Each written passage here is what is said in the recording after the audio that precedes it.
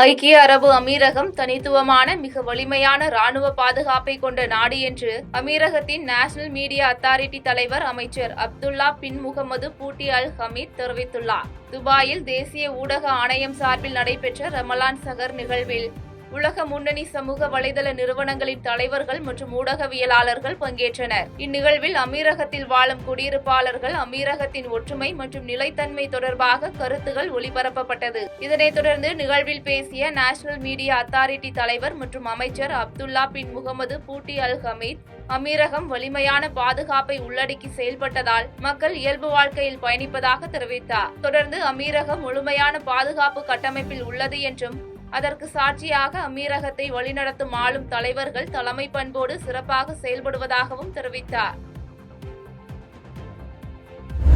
சாத்தூர் அருகே வீடு புகுந்து கடத்தியவர்கள் மீது நடவடிக்கை எடுக்க வலியுறுத்தி சட்டமன்ற உறுப்பினர் ரகுமான் காவல் நிலையத்தில் தர்ணா போராட்டத்தில் ஈடுபட்டார். விருதுநகர் மாவட்டம் ஆலம்குளம் பாரதி நகர் பகுதியைச் சேர்ந்த விஜயலட்சுமி என்பவரின் வீட்டில் கடந்த 12ஆம் தேதி விஜய கரிசல்குளம் பகுதியைச் சேர்ந்த மஞ்சள் துண்டு தங்கவேலு, ராமராஜ் மற்றும் ரேவதி உள்ளிட்ட 4 பேர் கத்தியை காட்டி மிரட்டி விஜயலட்சுமியின் அண்ணன் கிருஷ்ணமூர்த்தி என்பவரை கடத்தியதாக கூறப்படுகிறது. இதுகுறித்து ஆலம்குளம் காவல் நிலையத்தில் புகாரளித்த விஜயலட்சுமி, போலீசார் எந்தவித நடவடிக்கையும் எடுக்கவில்லை என கூறி சட்டமன்ற உறுப்பினர் மருத்துவர் ரகுமானிடம் முறையிட்டுள்ளார். இதுகுறித்து விசாரணை மேற்கொண்ட எம்எல்ஏ ரகுமான், போலீசார் தரப்பில் முறையான விளக்கம் அளிக்காத காரணத்தால் கடத்தப்பட்டவரின் உறவினர்களுடன் தர்ணா போராட்டத்தில் ஈடுபட்டார். இதனையடுத்து பேச்சுவார்த்தையில் ஈடுபட்ட போலீசார் உரிய நடவடிக்கை எடுப்பதாக உறுதியளித்ததன் பேரில் போராட்டம் கைவிடப்பட்டது. அதிகார பசிக்காக அதிமுக குறித்து அவதூறு பரப்புபவர்கள் அதிமுக தொண்டர்களின் எதிர்வினையை எதிர்கொள்ள வேண்டும் என சட்டமன்ற எதிர்க்கட்சி துணைத் தலைவர் RP உதயகுமார் எச்சரிக்கை விடுத்துள்ளார். இதுகுறித்து வீடியோ வெளியிட்டுள்ள அவர், வீரம், விவேகம், பாசம், பண்பு, நன்றி உணர்வு ஆகியவற்றை தங்களின் அடையாளமாக கொண்டு வாழ்ந்து வரும் தென் மாவட்ட மக்களிடம் விஷ விதைகளை தூவும் வகையில் துரோகத்தின் அடையாளமாக பன்னீர்செல்வம் உள்ளதாக கடுமையாக சாடினார். தொடர்ந்து தன்னை ஆளாக்கிய அதிமுகவை காட்டிக் கொடுத்தது மட்டுமில்லாமல் தனது அதிகார பசிக்காக ஸ்டாலின் புகழ் பாடும் பன்னீர்செல்வம் தென் மாவட்டங்களில் தேர்தல் சுற்றுப்பயணம் என்று சொல்லி மக்களிடத்தில் விஷவிதையை தூவுவதை 2 கோடி தொண்டர்கள் ஏற்றுக்கொள்ள மாட்டார்கள் என தெரிவித்தார். மேலும் புரட்சி தலைவர், புரட்சி தலைவி ஆகியோரின் புகழை காலங்காலமாக எடுத்து சொல்வதை கடமையாக வைத்திருக்க வேண்டிய பன்னீர்செல்வம் பதவி சுகத்திற்காக அணிமாறி இயக்கத்தை காட்டிக் கொடுத்துவிட்டு வரலாற்றை திருத்தி கூறி வருவதாக விமர்சித்தார். இன்றைக்கு துரோகத்தின் அடையாளமாக இருக்கிற அண்ணன் ஓ பன்னீர்செல்வம் அவர்கள் இன்றைக்கு தன்னை ஆளாக்கிய அண்ணா திராவிட முன்னேற்ற கழகத்தை விட்டு காட்டிக் கொடுத்ததோடு மட்டுமல்லாமல் இருவரும் தெய்வங்களான புரட்சித் தலைவர் எம்ஜிஆர், புரட்சித் தலைவர் இதய தெய்வம் அம்மா அவர்களுடைய புகழை காக்க வேண்டிய அவர், தன் உயிர் மூச்சு இருக்கிறவரை இருவரும் தெய்வங்களுடைய புகழை பாட வேண்டிய ஓ பன்னீர்செல்வம் அண்ணன் அவர்கள் இன்றைக்கு தன்னுடைய அதிகார சுகத்திற்காக, பதவி சுகத்திற்காக இருவரும் தெய்வங்களையும் குப்பையிலே தூக்கி வீசிவிட்டு இன்றைக்கு ஸ்டாலின் புகழ் பாடுவதை யாரும் இன்றைக்கு கவலைப்படவில்லை.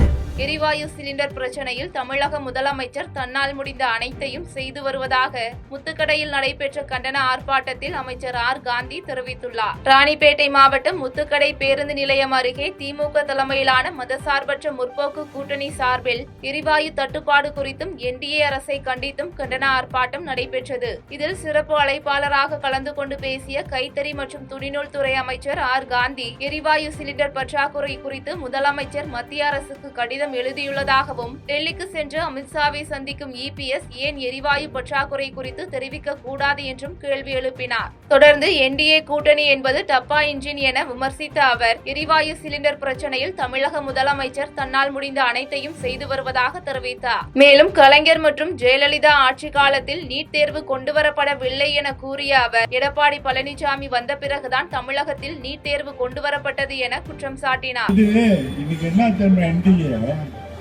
டப்பா இன்ஜின் அவங்க என்ன நினைச்சாலும் தமிழ்நாட்டில் நடக்காது. ஆனால் இருந்தாலும் நம்ம முதலமைச்சர் தன்னால முடிஞ்சது என்ன பண்ண முடியும், இந்த கேஸ் இது கூட அவரால் முடிஞ்சு எதை பண்ண முடியும். ஆனா இவங்க முதல்ல யோசனை பண்ண இந்த கேஸ் தடுப்பு இது ஒரு சான்ஸே இல்லை. அதனால்தான் இன்னைக்கு போராட்டம் பண்றோம். என்ன போராட்டம் பண்ணாலும் அவங்களாயிலே சொல்றாங்க தமிழ்நாடு ஒன்றுதான் இருக்குது. நம்ம தமிழ்நாட்டில் நீங்கள் வஞ்சம் பற்றிக்கிறீங்க, மிச்ச ஸ்டேட்டுக்கெல்லாம் கொடுத்துட்டு எங்கள் ஸ்டேட்டுக்கு கொடுக்கல, ஸ்டாக் வைக்கல. இப்போ சொல்கிறாங்க இன்னும் 2 இது பண்ணிக்கிறோம் நேற்று. அதனால நீங்கள் சிந்திங்க, இங்கே தாய்மார்களே பெரியவர்களே நல்லா சிந்திங்க. இந்த மாதிரி ஒரு மோசமான மத்தியில் என்டிஏ அரசு இது டப்பா இன்ஜின் சொல்லிட்டார் நம்ம முதலமைச்சர். நிஜமாவே டப்பா இன்ஜின். செங்கல்பட்டில் மதசார்பற்ற முற்போக்கு கூட்டணி சார்பில் நடைபெற்ற கண்டன ஆர்ப்பாட்டத்தில் கலந்து கொண்ட அமைச்சர் தாமோ அன்பரசன் மத்திய அரசை கண்டித்து உரையாற்றினார். மதசார்பற்ற இந்திய முற்போக்கு கூட்டணி கட்சிகளின் சார்பில் தமிழ்நாட்டை வஞ்சிக்கும் மத்திய பாஜக அரசையும் அதன் அடிமை கூட்டணியையும் கண்டித்து செங்கல்பட்டு ராட்டின கிணறு பகுதியில் மாபெரும் கண்டன ஆர்ப்பாட்டம் நடைபெற்றது. இந்த ஆர்ப்பாட்டத்தில் கலந்து கொண்ட சிறு குறு மற்றும் நடுத்தர தொழில் நிறுவனங்கள் துறை அமைச்சர் தாமோ அன்பரசன் பிரதமர் மோடி கல்வி நிதி, 100 நாள் வேலை திட்ட நிதி மற்றும் ஜல் ஜீவன் திட்ட நிதி ஆகியவற்றிற்கான நிதியை கொடுக்காமல் தமிழ்நாட்டிற்கு துரோகம் செய்து வருவதாக குற்றம் சாட்டினார். தொடர்ந்து அமெரிக்காவிற்கு பயந்து அடிமையாட்சி செய்யும் மத்திய பாஜக அரசு நட்பு நாடான ரஷ்யாவிடம் எரிபொருள் வாங்குவதை புறக்கணித்து அமெரிக்க உத்தரவுக்கு பயந்து செல்வதால் தான் எரிவாயு சிலிண்டர் தட்டுப்பாடு ஏற்பட்டுள்ளது என தெரிவித்த அவர், இதன் காரணமாக தமிழ்நாட்டில் நேரடியாக 30 லட்சம் தொழிலாளர்களும் மறைமுகமாக 50 லட்சம் தொழிலாளர்களும் பாதிக்கப்பட்டுள்ளதாக தெரிவித்தார். நம்முடைய தோழமை நாடான ரஷ்யாவில தான் நம்ம வாங்குவோம். தொடர்ந்து காலகாலமா இந்தியாவுக்கு தோழமையான நாடு ரஷ்யா.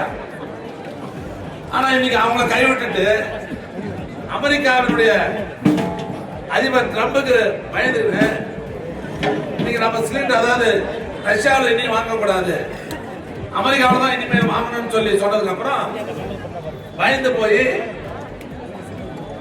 ரஷ்யாவை புறக்கணித்து விட்டு இன்னைக்கு அமெரிக்காவில் இருந்து எடுக்கிற ஒரு சூழ்நிலை. அது கூட சரியா வரல.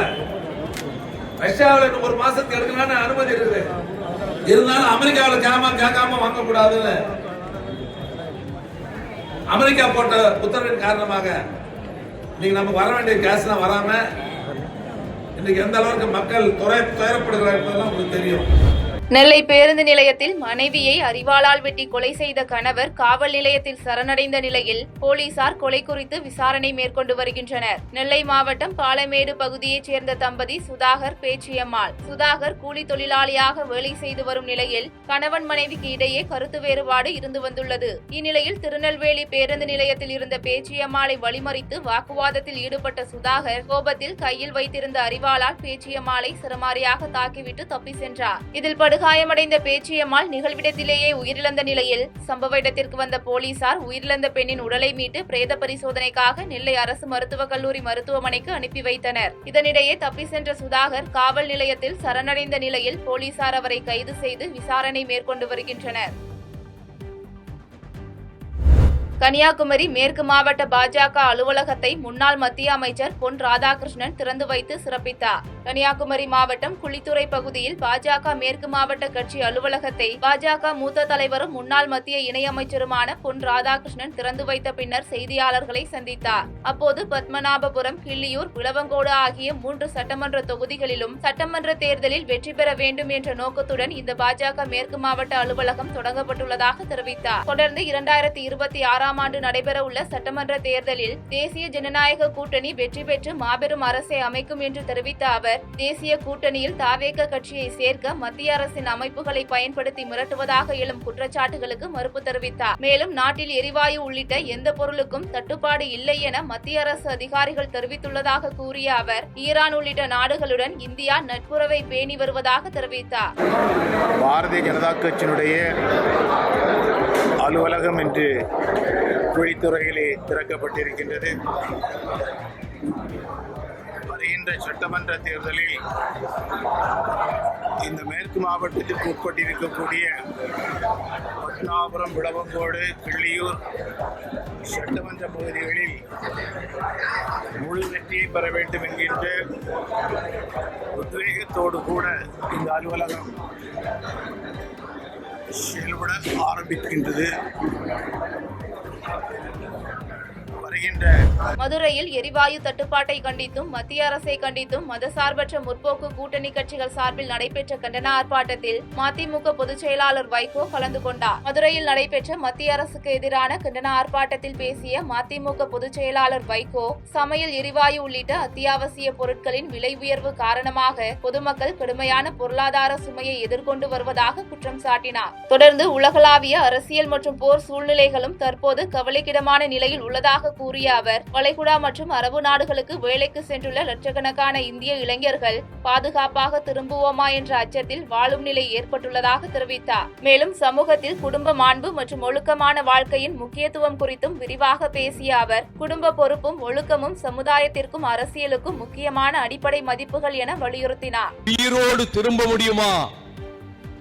வீடு போய் சேருவோமா? பெற்றோரை பார்ப்போமா?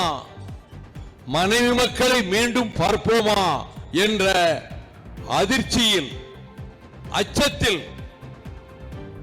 இன்றும் இல்லாத மனவாட்டத்தோடு லட்சக்கணக்கானவர்கள் நம்முடைய மாநிலத்திலிருந்து, கேரள மாநிலத்திலிருந்து, இந்தியாவின் பிற மாநிலங்களிலிருந்து சென்றவர்கள் உயிரை கையில் பிடித்துக் கொண்டு எந்த நேரம் சாவு வருமோ, எந்த நேரம் குண்டுவீச்சில் கைகால் போகுமோ என்று பதட்டத்தில் இருக்கிறார்கள். செய்திகளை உடனுக்குடன் தெரிந்து கொள்ள கீழ்கண்ட கேபிள் மற்றும் டிடிஎச் நெட்வொர்க்குகளில் எம்நாடு செய்தி தொலைக்காட்சியை காணுங்கள். பாதகம் செய்பவரை கண்டால் நாம் பயம் கொள்ளலாகாது பாப்பா.